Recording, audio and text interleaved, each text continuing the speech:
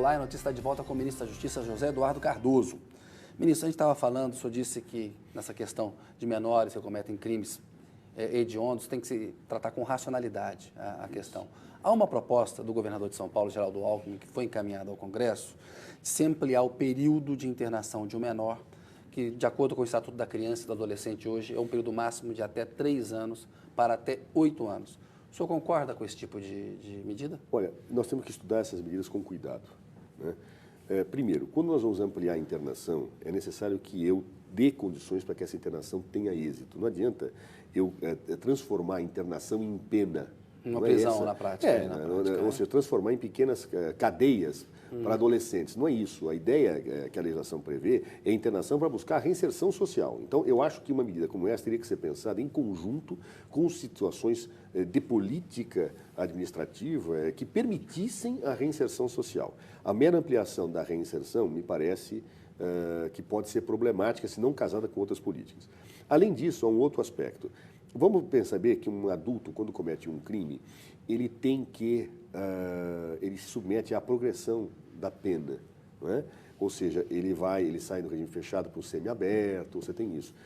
Dependendo de como eu fixar esta internação, o adolescente pode ter uma pena sem nenhuma evolução em situação fechada, em situação até mais agravada do que o do adulto. Então, a pena mais dura que a do adulto. Então, eu tenho que pensar isso com muita cautela, com muito cuidado. É uma proposta que tem que ser analisada, mas tem que corrigir eventuais vícios que acabem trazendo uma situação que seja totalmente indesejável. O senhor falou que o sistema carcerário brasileiro, até no final do ano passado, o senhor declarou, disse uma frase muito polêmica, disse que preferia, se condenado, preferia morrer a ficar na prisão. Em alguns presídios. Em alguns presídios. Como o senhor é quem cuida, né? O Ministério da Justiça é quem cuida dos presídios, aquilo, poxa, se o ministro da Justiça, que é o responsável por cuidar dos presídios, diz isso, enfim, a situação é gravíssima. Mas sabe, tem que entender um pouquinho as coisas. O Ministério da Justiça ele cuida diretamente de 4 presídios. São os 4 presídios federais. Né? Esses presídios federais, embora destinados a presos de altíssima periculosidade, ele tem um excelente padrão de tratamento, embora no regime duro do ponto de vista penal. Então não preferiria morrer nesse caso. Não, veja, ali é um cumprimento de pena. O que eu fico impressionado são com presídios que eu não tenho a gestão direta deles. Sim. Nós apoiamos e fiscalizamos e pedimos, mas eu não tenho como resolver diretamente o problema, a não ser passando recursos, como nós passamos, a não ser dando dinheiro para o Estado fazer mais celas, ou seja, tem presídios em que eu tenho lugar para 15 pessoas e estão presas 60. Pessoas que dormem com fezes. Que as pessoas não têm noção, às vezes, do que acontece nos presídios brasileiros. Pois é, a Anistia Internacional diz que tem um déficit de 200 mil vagas no Brasil de presídio e que a gente já prendeu 500 mil de pessoas. A gente está prendendo muito, ministro, de uma maneira desnecessária. A gente deveria prender menos e isso é extremamente impopular, ou seja, quando você fala, não devia prender tanto quanto prende. Ou não, estamos prendendo na medida certa. Eu digo que nós estamos prendendo mal. Prendendo mal. O Brasil tem uma das maiores populações carcerárias do mundo, claro.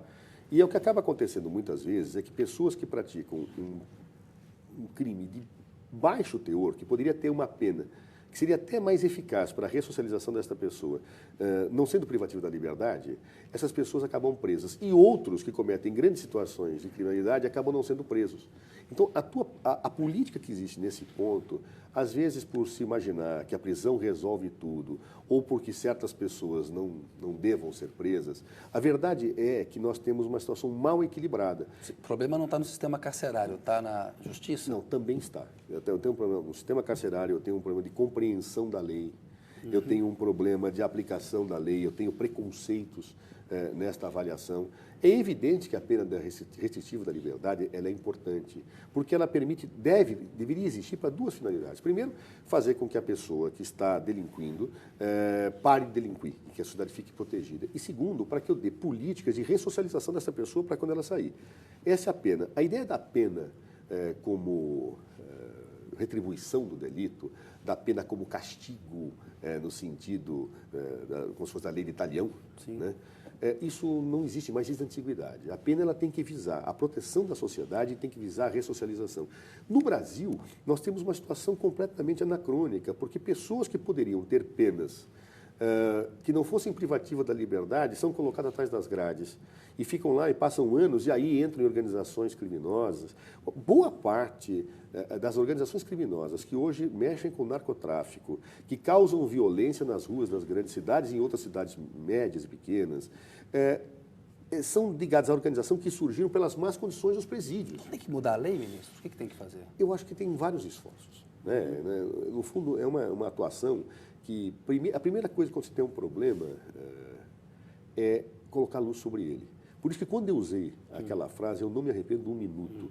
Porque quando as pessoas que conhecem os presídios brasileiros, seguramente vão pensar, olha, uma situação dessa natureza, isso não é para seres humanos estarem aqui, tá certo? Ou seja, são situações absolutamente inaceitáveis. Ora, presídios que geram essa situação, que não recuperam, presídios que são escolas de criminalidade, pessoas que poderiam não estar presas estão presas nesses presídios, situações em que eu poderia ter penas mais eficazes, não sendo colocada como privação de liberdade.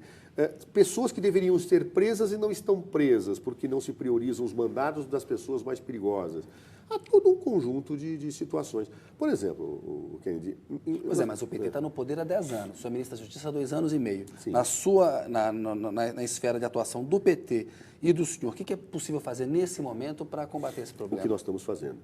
Nós estamos tendo um programa forte, primeiro, de construção de unidades prisionais. Porque é claro que eu prefiro gastar esse dinheiro em escola e em creche. Mas tem que fazer prisão. Não, tem que fazer. Nós estamos construindo nesse programa, gastando 1 bilhão e 100 milhões de reais. Nunca se gastou tanto na história do Ministério da Justiça em aporte aos estados, porque são os estados que vão construir. São 40 mil unidades prisionais novas. 40 mil vagas. Vagas, perdão. 40 mil vagas, que são ou de ampliação de presídios ou de unidades novas, né? De cadeias ou unidades novas. Sendo que 20 mil já tinham sido contratadas pelo governo do presidente Lula. Então, esse programa vai gerar 60 mil unidades. Tá? Não resolve o problema? Não. Mas permite, por exemplo, diminuir muito o déficit daqueles que estão presos em delegacias de polícia. Tem muitos estados que ainda têm pessoas em delegacias de polícia, são presos provisórios.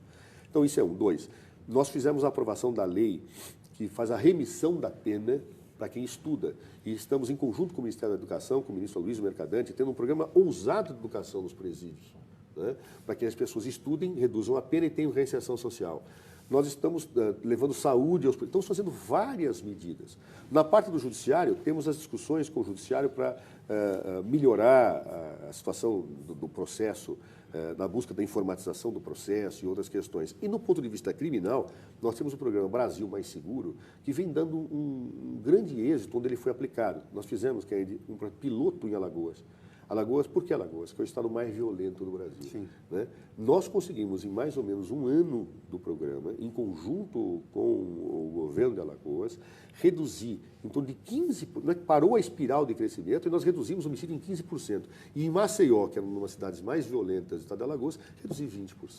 Então, portanto, acredito que são programas dessa natureza que nós podemos fazer, que estão sendo realizados. Agora, é preciso que toda a sociedade, que os 3 poderes estejam juntos, sem disputas políticas, porque às vezes as pessoas querem tratar a segurança pública politizando, né? Não é por aí, isso é uma questão de Estado. O risco da demagogia é muito grande, né? Demagogia, retórica, o problema é do outro, não é meu. Né? Não é assim, tem que estar todo mundo junto, tem que ser parceiro para enfrentar esse problema. Mas tem tanta coisa para falar com o senhor, eu queria falar rapidamente, essa chamada PEC 37, que é a proposta de emenda constitucional, para mudar a Constituição, que retira aí poderes do Ministério Público para fazer investigação criminal. Os delegados de polícia dizem, não é bem assim, não retira tanto assim, quer deixar as coisas mais claras. O senhor criou aí no âmbito do Ministério da Justiça um grupo unindo Polícia Federal, Ministério Público, todas as partes envolvidas para tentar chegar a um acordo. Agora, eu queria a sua opinião específica. Qual que é a solução ideal? O Ministério Público precisa perder alguma atribuição criminal? Isso está muito confuso, tem que haver uma modificação, ou é melhor deixar como está, que é a posição, pelo menos majoritária, pelo que se sabe, no Ministério Público Federal? Esse grupo foi formado a partir de uma proposta, inclusive, do presidente Henrique Eduardo Alves, e do Ministério da Justiça em Campo. Presidente da Câmara. Presidente da Câmara. Nós juntamos representantes dos delegados do Ministério Público e estamos discutindo algo em comum que possa ser feito, possa ser pactuado. Por quê? Porque essa briga corporativa que ainda não serve para nada. Ministério Público e Polícia tem que estar juntos, não tem que estar brigando, disputando espaço. Tem espaço para investigar crime para todo mundo. Então, o que seria o ideal? Primeiro, um pacto. Segundo, que se preservassem as atribuições dentro de um campo muito claro. O Ministério Público faz isso, o delegado faz aquilo. E terceiro, que houvesse limites à ação. Nós temos que ter o próprio Ministério Público pautado por regras quando investiga. Ninguém pode investigar sem estar submetido a certos parâmetros normativos. Então, a ideia é essa, chegar a um acordo sobre o campo de investigação de cada um e estabelecer regras muito claras que normatizem esse processo investigativo quando ele é feito pelo Ministério Público. Mas aí o Ministério Público não vai perder liberdade para investigar? Veja, Um pouco da liberdade. de forma nenhuma. Eu acho que quando eu defino campos, não é que eu perco liberdade, eu ganho em eficiência e sem trombada entre as instituições. Eu não posso ter briga, disputa quando eu faço uma investigação, porque aí ninguém pega nada. Eu tenho que ter cada um dedicado aos campos que tem mais expertise, que tem mais condições de fazer. É essa definição que ela é fundamental. Combate à corrupção. O Ministério Público vai continuar podendo fazer investigação? É o que está se discutindo lá. Eu, pessoalmente, acho que eu seria favorável. Agora, precisaria verificar. Eu prefiro antes um acordo bem posto do que prevaleçam as minhas ideias. Vamos ver o que sai da comissão. Ministro, a Câmara aprovou recentemente um projeto que endurece a legislação em relação aos usuários de drogas, né? Tem um ponto do projeto que autoriza a internação involuntária dos dependentes de droga. O ministro da Saúde, Alexandre Padilha, deu uma entrevista a esse programa e diz, olha, que ele defende, mas ele fez a ressalva de que só isso não resolve. Eu pergunto para o senhor, qual que é a sua posição sobre a internação voluntária? Muita gente diz que isso invade uma esfera da liberdade individual que é indevido, que o Estado não podia fazer. Só uma questão, a penalização não foi para os usuários, foi para os membros da organização criminosa. Sim, é verdade. Tá? Ou seja, o usuário, essa é uma coisa importante, viu, Kennedy, que eu quero explicitar por causa disso. O usuário, ele tem que ser tratado por políticas de saúde, ele é um dependente químico. O traficante, não, ele tem que submeter ao rigor da lei. E, particularmente, quando ele pertence a núcleos de organização criminosa, aí eu sou muito favorável a uma pena mais rigorosa. Então, essa lógica eu, pessoalmente, defendo. Eu sei que mas a internação involuntária ela é contra o usuário. É contra o usuário, né? Tá certo? Mas ela não é uma pena, né? É uma forma de tratamento. Em que os médicos discutem muito, né? Você sabe disso. Muita gente acha que o eficaz, e eu até tenho essa impressão, que o eficaz mesmo é o tratamento voluntário, quando a pessoa quer se tratar. Mas há alguns casos em que a pessoa não tem a consciência necessária, inclusive, para decidir esses aspectos. E a lei, então, decidiu criar normatividade para isso. Deixou mais claro isso. Deixou mais claro, fixou parâmetros. Eu acho importante como resultado final. O Paulo Teixeira, deputado federal do PT, grande de São deputado, Paulo, né, diz que esse endurecimento de penas, aí sim, para os chamados pequenos traficantes, pode acabar levando para a prisão mais pessoas que não deveriam estar na prisão e que você vai acabar levando aí, ministro, a minha confusão ao formular a pergunta para o senhor, e o Paulo Teixeira colocou que essa definição desse aumento de pena pode você acabar transformando usuários dependentes, avaliando essas pessoas como traficantes e levando essas pessoas para a prisão. O senhor não acha que tem esse risco, não? A opinião do Paulo Teixeira não faz sentido? Eu concordo com a premissa do Paulo, mas discordo da conclusão. Diga. É evidente que a proposta original do projeto era exatamente elevar a pena do tráfico como um todo. Né? E nós sabemos que muitas vezes a figura do traficante e do usuário, elas se interpenetram. Então o Paulo tem razão nessa análise. Né? Por isso que nós, no Ministério da Justiça, achamos que a elevação que pudesse colocar esse usuário, que às vezes episodicamente pode ser visto pelo juiz como traficante, às vezes nem né? Com a elevação de pena, nós somos contrários. O que nós somos favoráveis? A elevação da pena daquele que pertence a um núcleo de uma organização criminosa. A redação ficou claríssima. Inclusive, Kennedy, o curioso é que a redação que ficou nesta lei é a mesma redação que nós tínhamos proposto num outro projeto de lei que trata de organizações criminosas. Ou seja, quem pertence à organização criminosa, a núcleo de organização criminosa... Mais rigor. Mais rigor.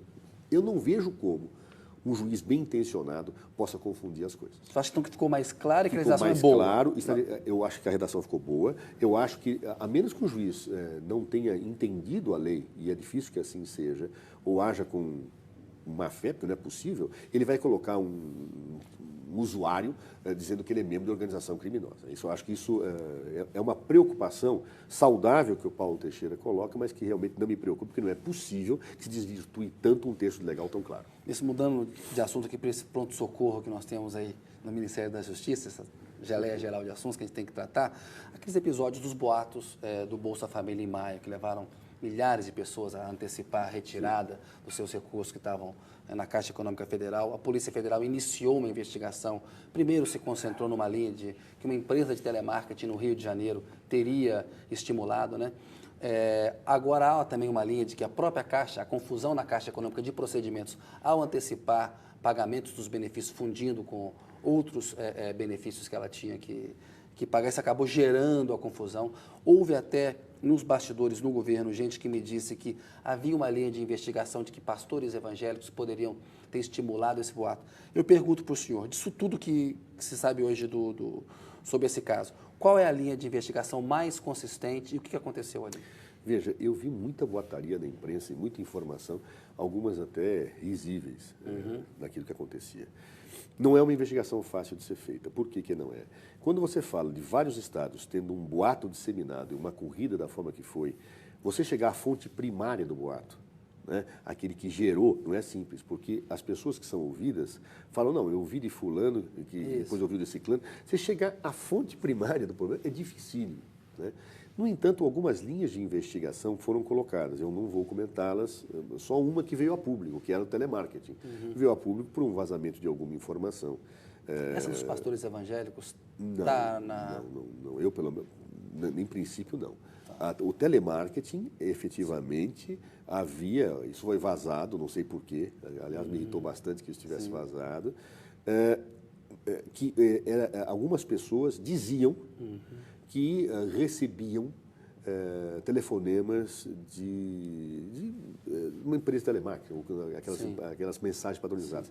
Isso chegou até mim, não foi só por uma fonte, foram por várias fontes. Inclusive, um jornalista tinha uma matéria gravada que tinha sido levada ao ar por uma emissora e que nos passou. Sim. Ou seja, essa linha de investigação começa a partir daí. Claro? O que eu acho incrível, absolutamente incrível, é que a partir daí, e eu falei o tempo inteiro, muito cuidadoso, eu sou muito cuidadoso com investigações na Polícia Federal, exatamente para que, não fale o que não posso falar, dois, não fale o que não sei, porque a investigação é em sigilo, e terceiro, para que não se deturpe as coisas que são ditas. Então, uma das perguntas que a imprensa fazia era, o senhor acredita que há aqui uma organização, uma ação orquestrada? Eu disse, eu não posso descartar esta hipótese.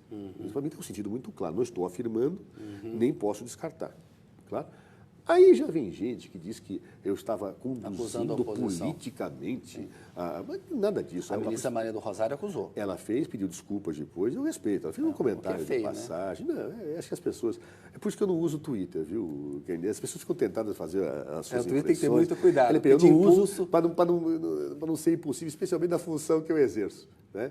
E as pessoas fazem isso mesmo, temos que desculpar a ministra. Agora, objetivamente, criou-se uma especulação medonha. Mas não foi uma inépcia da Caixa, então? Não. Veja, vamos esperar o inquérito. Né? Lá vou eu com o meu Twitter aqui. Mas eu vou dizer o seguinte, a Caixa tomou uma medida burocrática que era para acertar um problema do seu cadastro, tinham pessoas que tinham 2 números. Tá certo? Isso foi feito. O que espanta é que um cadastro aberto no Brasil todo, em alguns estados, tenha tido um acesso muito rápido. Isso. Por que não foi no Brasil todo? Por que no Rio de Janeiro foi só na região ali da Baixada Fluminense, no Nordeste, então, isso tudo leva ou traz indicadores de que não foi a abertura do sistema que propiciou isso, mas eu não posso afirmar com segurança. E nós vamos fazendo um inquérito para apurar isso. Quando o senhor acha que terá uma resposta? É difícil dizer. O inquérito ele tem um prazo legal de 30 dias, mas ele pode ser prorrogado nos termos da lei. Ministro, esse argumento de que voltaram nesse episódio críticas ao Bolsa Família como um programa assistencialista, de controles frouxos, de que virou um curral de votos do PT? Olha, vai chegando a época da eleição e as críticas, naturalmente, aparecem. Agora há pouco você falava, inclusive, do meio ambiente, né, que se critica, que o governo Dilma... Um retrocesso ambiental no meio ambiente. Um retrocesso ambiental. E, francamente, os números mostram, o governo Dilma teve o maior combate na questão do desmatamento, que é um problema gravíssimo no Brasil. O índice é muito superior aos governos a redução no ritmo do desmatamento na Amazônia. Foi brutal. Então, uma crítica injusta, acho que até a proximidade das eleições coloca isso. O Bolsa Família é a mesma coisa, ou seja, o Bolsa Família é um programa hoje reconhecido mundialmente, aplaudido. Eu acho até que dificilmente, numa eleição, alguém vai ter a coragem de enfrentar, de colocar os argumentos, por dizer, se eu for eleito, eu vou acabar com o Bolsa Família, como já muitos que ainda hoje são Mas críticos. uma crítica ou outra expressaram. leva... né, o Eduardo Campos falou, não podemos deixar que as filhas do Bolsa Família virem avós do Bolsa Família, enfim, que é uma coisa da perpetuação do programa. Vamos ver, o programa, ele é saudável, ele é correto, ele tirou milhões de brasileiros da miséria, ele possibilitou a economia do país girar. Quem é contra, que venha a público e fale. Me pedir licença, senhor, mais um minutinho, a notícia volta daqui a pouco com José Eduardo Martins Cardoso. Martins também é o sobrenome dele.